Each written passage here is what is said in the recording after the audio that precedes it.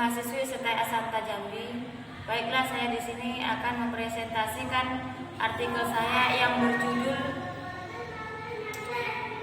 Pelaksanaan Motivasi oleh Guru Akidah Akhlak di kelas MI Anwarul Falah, Kecamatan Kritang. Oke.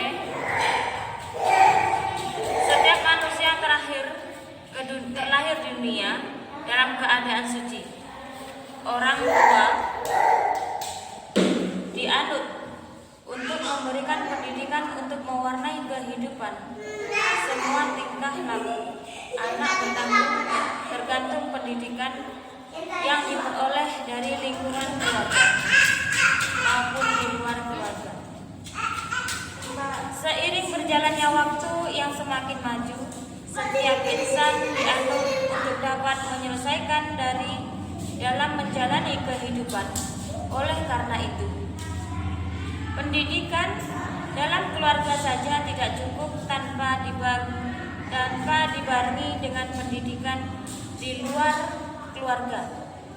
Seperti kita ketahui bersama bahwa pendidikan yang perlu didapatkan oleh anak ada 3, yaitu pendidikan informasi atau keluarga, pendidikan formal sekolah, dan pendidikan formal masyarakat.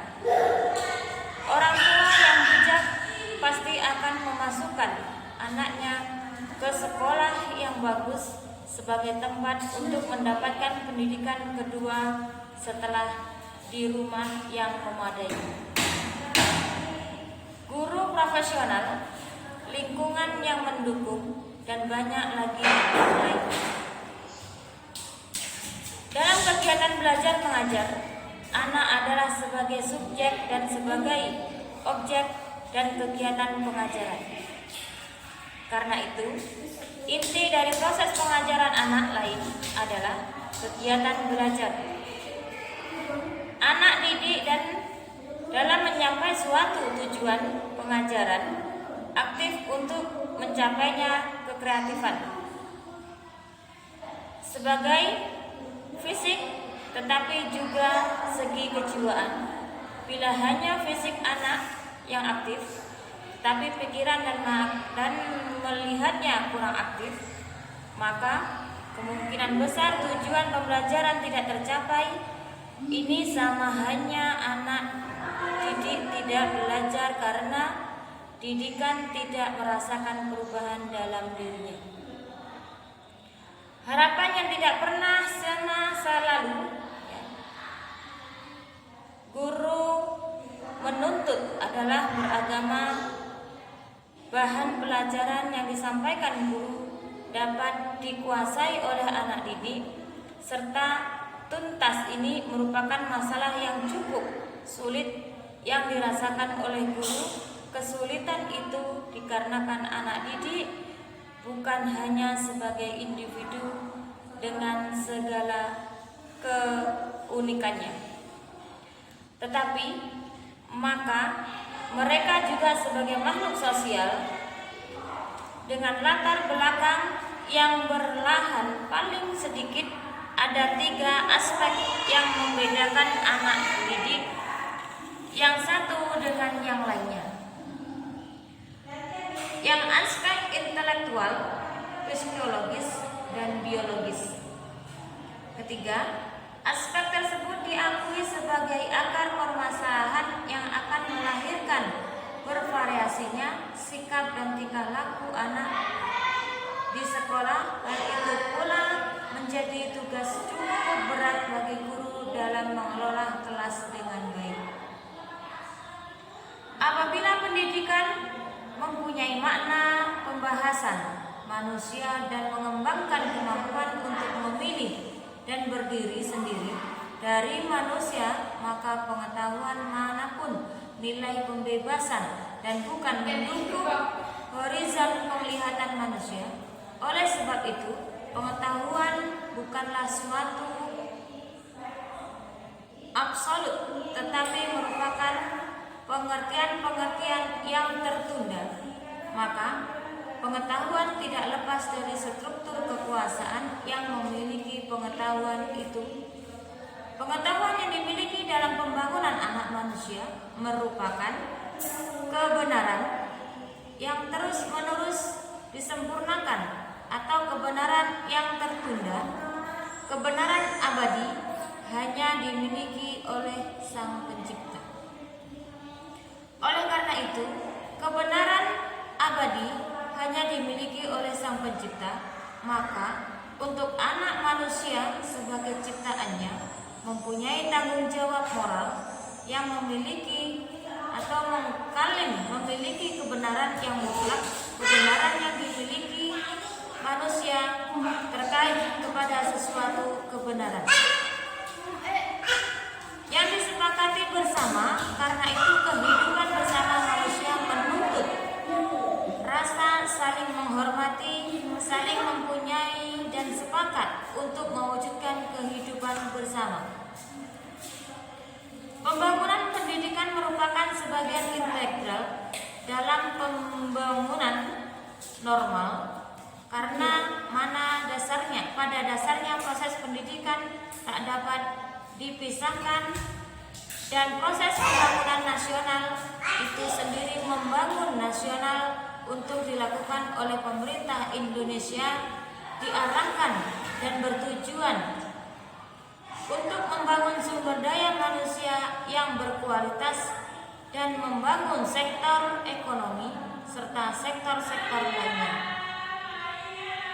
Untuk menciptakan sumber daya manusia yang berkualitas, maka sekolah sebagai lembaga penyelenggara pendidikan formal merupakan lembaga kepercayaan masyarakat sebagai komponen penting dalam mempersiapkan dan mengantarkan generasi anak bangsa untuk mampu menghadapi kompetensi secara global yang kian hanya semakin jelas dan terasa dampaknya terhadap aktivitas, dan penuh dengan perencanaan yang matang dengan tujuan dan jelas seperti tertuang dalam Undang-Undang Republik Indonesia Nomor 20 Tahun 2003 tentang Sistem Pendidikan Nasional, yaitu pendidikan nasional berfungsi membangun kemampuan dan membentuk watak serta peradaban bangsa yang bermanfaat dalam rangka mencerdaskan kehidupan bangsa, bertujuan untuk memperkembangkan potensi serta didik agar menjadi manusia yang beriman dan bertakwa kepada Tuhan Yang Maha Esa. Tujuan pendidikan di atas haruslah didukung oleh semua pihak. Menyelenggarakan pendidikan tidak hanya tanggung jawab pemerintah saja, tetapi juga tanggung jawab individu, keluarga, dan masyarakat. Tujuan pendidikan yang ditentukan oleh negara merupakan kesepakatan bersama yang patut dihormati sebagai suatu kesepakatan. Tujuan pendidikan bukanlah merupakan suatu dogma yang tidak berubah, bahkan merupakan patokan yang terus bergerak untuk lebih menyempurnakan upaya untuk mendengarkan warga sebagai undang-undang peraturan, bukan diartikan sebagai pembatasan kemerdekaan manusia. Justru untuk memperkuat penertiban manusia dari berbagai ikatan, berbagai peraturan tersebut merupakan tuntunan menisbatkan anggotanya di dalam perwujudan kemerdekaan pribadinya di dalam ruang lingkup personal. Dalam kegiatan belajar mengajar, apabila ada seorang peserta didik misalnya tidak berbuat sesuatu yang seharusnya dikerjakan, maka perlu diselidiki sebab itu biasanya bermacam-macam. Mungkin ia tidak senang, mungkin sakit, lapar. Itulah problem pribadi dalam hal-hal tersebut. Dalam era global ini, fungsi guru lebih penting dalam meningkatkan penguasaan ilmu, pengetahuan, dan teknologi dibandingkan dengan hasil teknologi merupakan suatu komponen yang berpengaruh dan memiliki peran penting serta merupakan kunci pokok bagi keberhasilan peningkatan mutu dengan berbagai upaya, antara lain melalui pendidikan, pelatihan, dan pembinaan teknis yang dilakukan secara berkesinambungan di sekolahan dan wadah-wadah pembinaan profesional seperti PKG atau penetapan kerja guru, KKKS, kelompok kerja kepala sekolah, dan KKPS, kelompok kerja pengawas sekolah. Motivasi dan aktivasi berusaha haruslah berjalan secara beriringan agar tujuan pendidikan dapat dicapai dengan baik.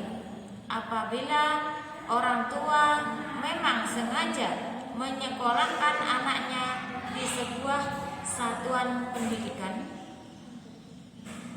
haruslah memberikan dukungan penuh dan tercapainya tujuan pendidikan tersebut. Anak yang sedang memahami masa pendidikan, anak yang masa pendidikan pastinya membutuhkan motivasi baik dalam maupun di luar demi lahirnya minat belajar yang diinginkan. Baiklah, cukup sekian presentasi kami. Apabila ada kurang dan lebihnya, saya mohon maaf. Wassalamualaikum warahmatullahi wabarakatuh.